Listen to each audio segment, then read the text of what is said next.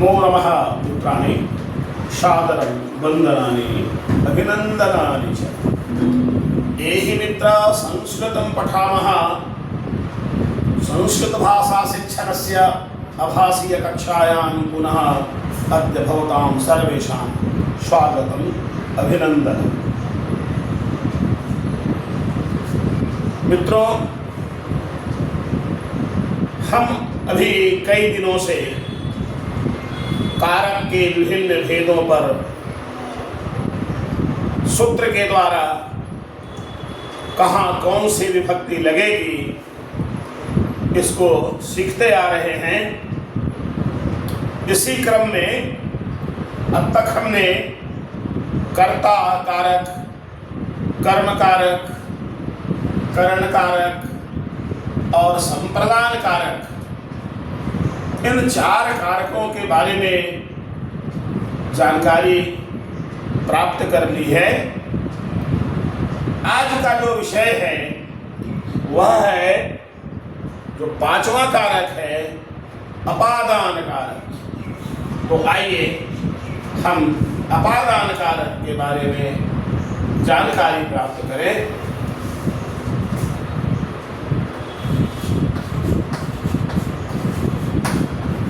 अपादान कारक। तो इस कारक की परिभाषा यदि आपसे कोई पूछे तो पाणिनि ने जो बताया है आपको वही बताना है। हम उसकी ही व्याख्या करेंगे कि अपादान कहते किसको हैं। तो सूत्र पाणिनि ने बताया है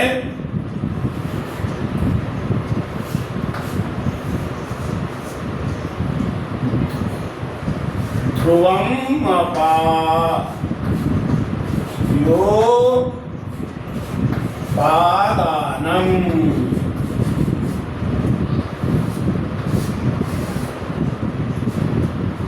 ध्रुवम अपायोपादानम अर्थात ध्रुव से जो अलग होता है। अपाय मतलब अलग होना, पृथक होना। ध्रुव से जो अलग होता है तो अलग हो जाने के कारण इस ध्रुव की जो निश्चित है, ध्रुव अर्थात निश्चित, जो निश्चित है उसकी अपादान संज्ञा होती है। उसको अपादान कहते हैं। जैसे उदाहरण के द्वारा हम समझें,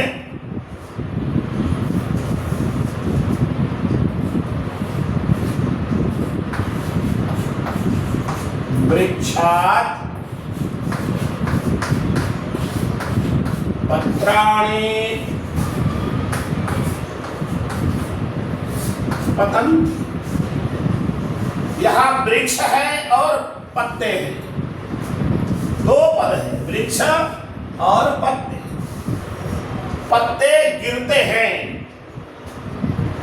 तो ये पत्ते कहाँ से गिर रहे हैं, ये कहाँ से अलग हो रहे हैं, अपाय कहाँ से हो रहा है। कोई निश्चित स्थान होगा, कोई ध्रुव होगा। तो ध्रुव क्या है यहाँ, वृक्ष। वृक्ष से अलग हो रहे हैं, वृक्ष से पत्ते गिर रहे हैं।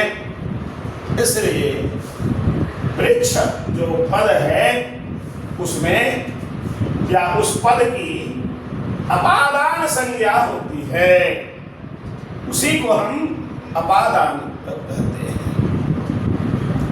और आगे पाणिनि ने कहा अपादाने पंचमे।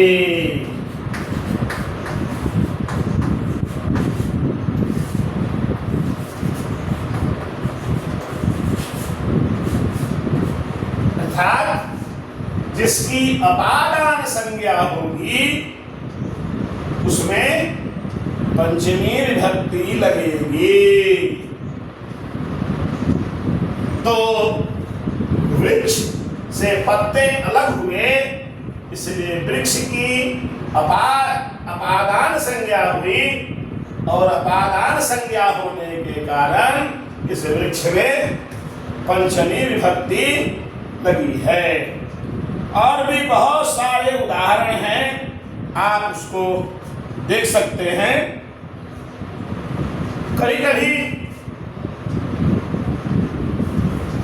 जैसे कुछ कठिन हो जाते हैं, दौड़ते हुए घोड़े से गिरता है, दौड़ते हुए घोड़े से गिरता है, ये हिंदी का वाक्य है। तो कहां से गिरता है? तो घोड़े से गिरता है, घोड़ा से अलग होता है, घोड़ा से अलग होता है। तो उसका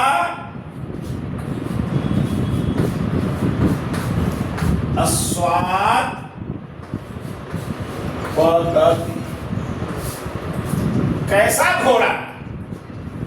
तो दौड़ते हुए, तो दौड़ते हुए का धावतः, ये दोनों में पंचमी है। धावतः में भी पंचमी है और ये असो में भी पंचमी है। इसका भी कारण है, ये विशेषण हो गया, घोड़े का विशेषण है। तो संज्ञा की जो विभक्ति होगी, विशेषण का भी वही विभक्ति होगी। इसलिए इन दोनों में पंचमी विभक्ति हुई है, क्योंकि घोड़ा से गिरना है, घोड़ा से अलग होना। हस्ताद पद्धति, हाथ से गिरता है। जैसे हाथ में मार्जनी है, मार्जनी पर ये मार्जनी हमारे हाथ से अलग हो गई। कहां से? हाथ से। तो हाथ में कौन सी शब्द होगी? पंचमी, हस्ताद। इसी तरह से दूसरा हम उदाहरण देखेंगे।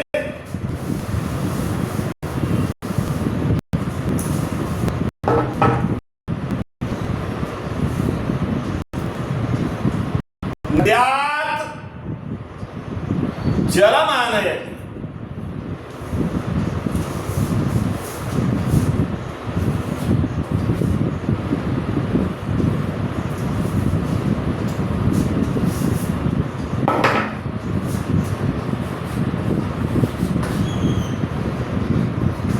नद्याः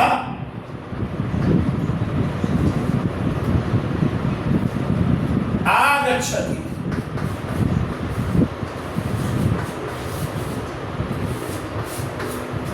नद्याः आगच्छति। आगच्छति आता है, कर्ता नहीं है, इसमें क्रिया है, किंतु क्रिया के द्वारा ही समझना है हमको कि इसका कर्ता कौन सा होगा। बालकः, रमा, सः, सा, क्योंकि ये प्रथम पुरुष एक वचन की क्रिया है, इसलिए इसके साथ प्रथम पुरुष एक वचन का कोई न कोई कर्ता होगा। चिंता देख लीजिए। सा नद्याः आगच्छति, वह नदी से आती है। तो नद्याः, नदी से अलग हो करके घर को आ रही है, नदी से विलगाव हो रहा है, दूरी हो रही है। इसलिए इस नदी शब्द में अपादाने पंचमी, अपादान संज्ञा होने के कारण इसमें पंचमी विभक्ति हुई है। बहुत सारे उदाहरण हैं।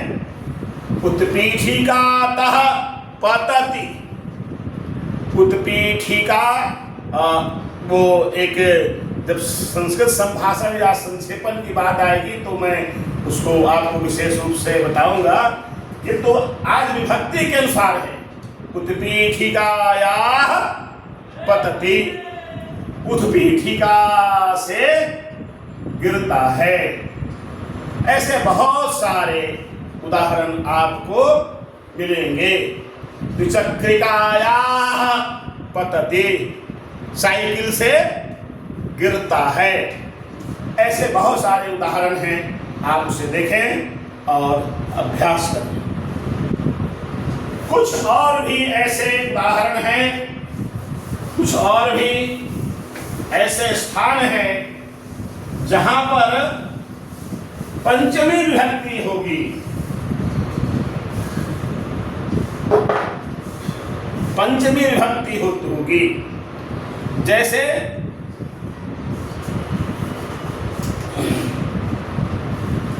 सूत्रपाणिनि ने कहा है हि त्रार्थानाम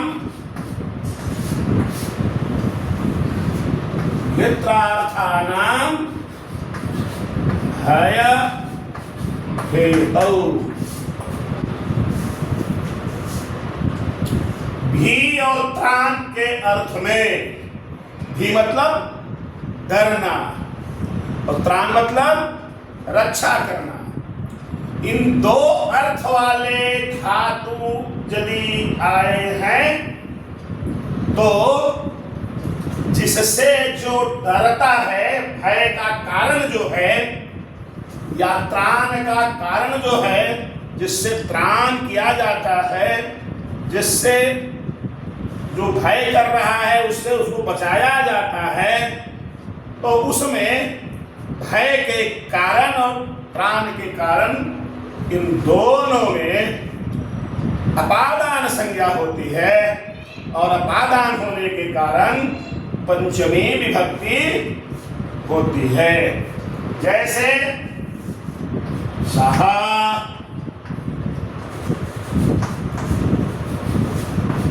व्याघ्रात्, विभेद, वह डरता है, भयभीत होता है। किससे? तो बाघ से। इसलिए जिससे डर रहा है उसमें पंचमी विभक्ति होती है। और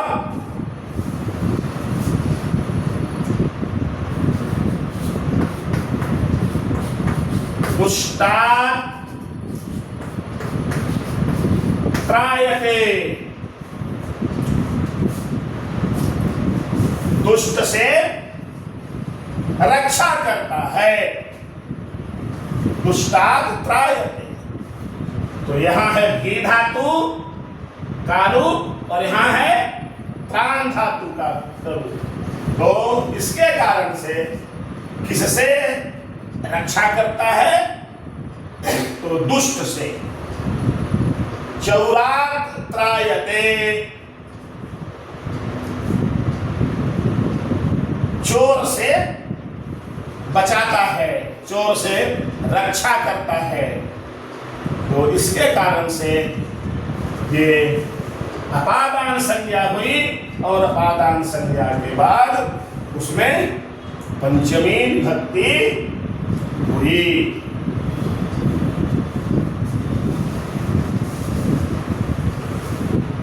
मित्रों, और भी ऐसे स्थान हैं जहां पर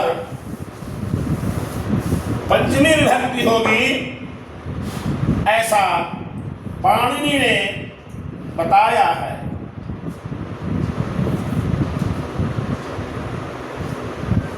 और वह सूत्र है वारणार्था नामभे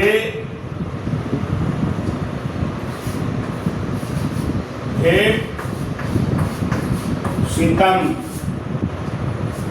वारणार्थानां मधेप्सितम्।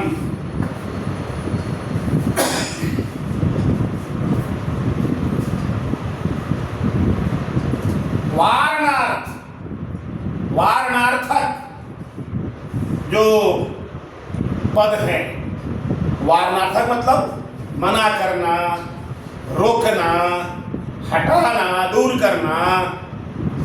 तो ऐसे जो पद आते हैं वहां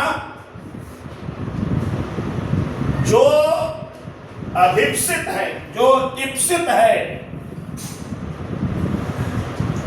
वारणार्थानां मिप्सितम्, वारणार्थानां, फिर से लिख लेंगे, वारणार्थानां मिप्सितम्।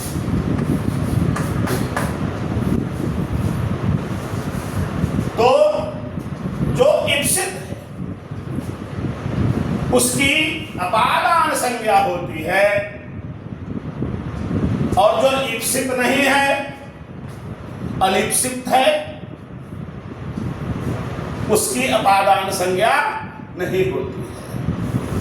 तो जो इप्सित है, जिससे उसको मना किया गया है, जिससे उसको दूर हटाया गया है, उसमें पंचमी विभक्ति होगी।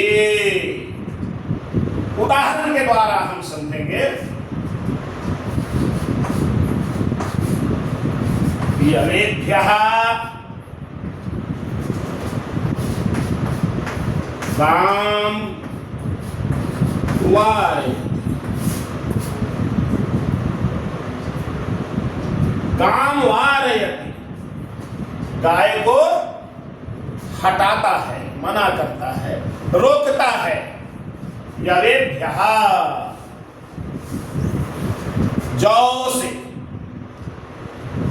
जौ है जो खाद्य पदार्थ है, गाय खाती है, उस को खाने से मना किया जा रहा है। तो इस जौ से इप्सित है, इसी जौ से गाय को हटाया जा रहा है, दूर किया जा रहा है, इसलिए जवेभ्यः में पंचमी विभक्ति हुई। हालांकि गाय को हटाता है, लेकिन गाय का वह यहाँ पर इप्सित नहीं है, अभिष्ट नहीं है, यह अनिप्सित है। इसलिए गाय में द्वितीया विभक्ति होगी, इसे यहाँ पंचमी विभक्ति नहीं होगी, क्योंकि गाय को हटाना लक्ष्य नहीं है। आखिर गाय को हटाएंगे तो खाएगी क्या? कहीं न कहीं तो खाएगी ही, लेकिन अभिष्ट है, इप्सित है, जौ की रक्षा कर लेगा। इसलिए जौ से गाय को अलग किया जा रहा है। ये इसका उदाहरण है, इसलिए इसमें पंचमी विभक्ति है और इसमें द्वितीया विभक्ति है। और भी ऐसे बहुत सारे स्थान मिलेंगे, बहुत से सूत्र मिलेंगे जहां पंचमी विभक्ति होगी। जैसे अगला उदाहरण,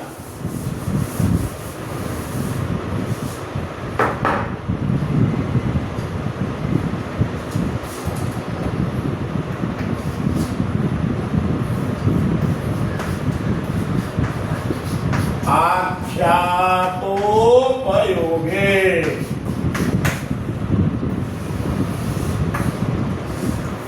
आख्यातोपयोगे, आख्यात मतलब उपदेश, ज्ञान।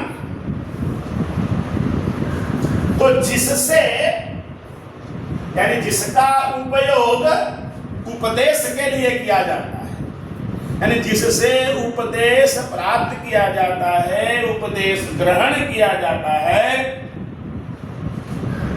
या जिससे जो पढ़ाने वाला है जो उपदेश करने वाला है, जो वक्ता है, बोलने वाला है, बोलेगा तभी तो किसको लोग सुनेंगे, ज्ञान प्राप्त करेंगे। तो उसमें उसकी अपादान संज्ञा होती है, और अपादान संज्ञा होने के कारण पंचमी विभक्ति होती है। जैसे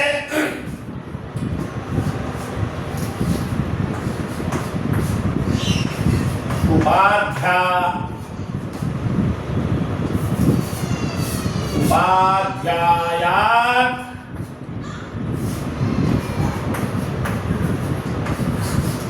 अधीते, उपाध्यायात् अधीते,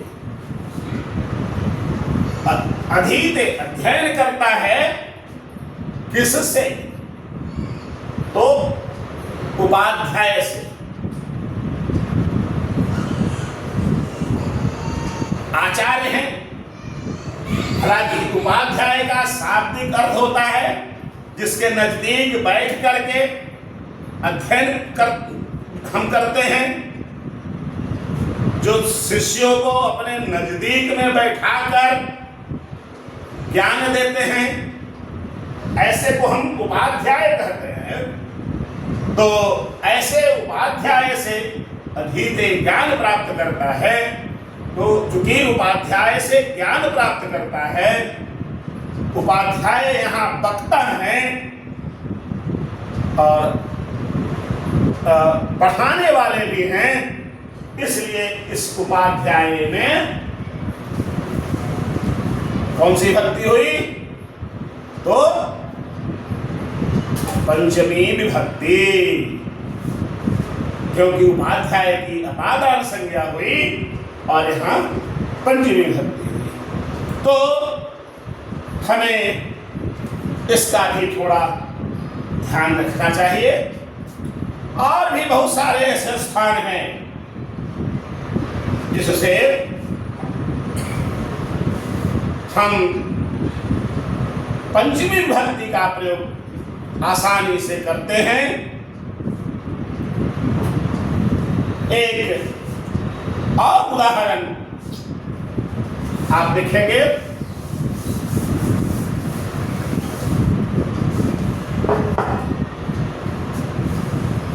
यह उपाध्यायक है, आगे गुरु अधीते, गुरु से पढ़ता है, शिक्षकात् अधीते, शिक्षक से ज्ञान प्राप्त करता है। आप वाक्य का प्रयोग कर सकते हैं। अगला एक सूत्र है,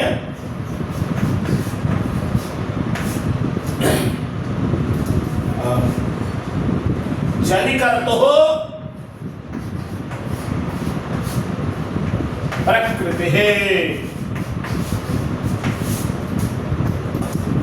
जनिकर्तुः प्रकृतिः, अर्थात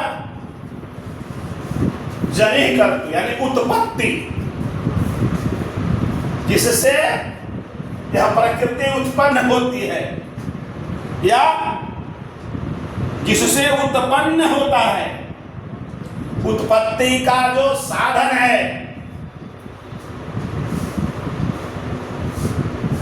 उसकी अपादान संज्ञा होती है।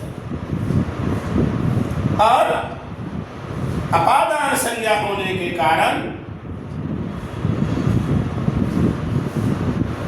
उसमें पंचमी विभक्ति होती है। जन धातु है, हाँ, मतलब उत्पन्न करना।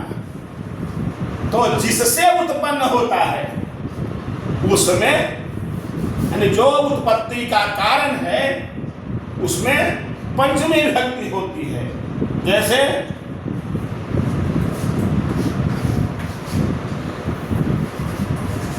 ब्रह्मणः प्रजाः प्रजायन्ते,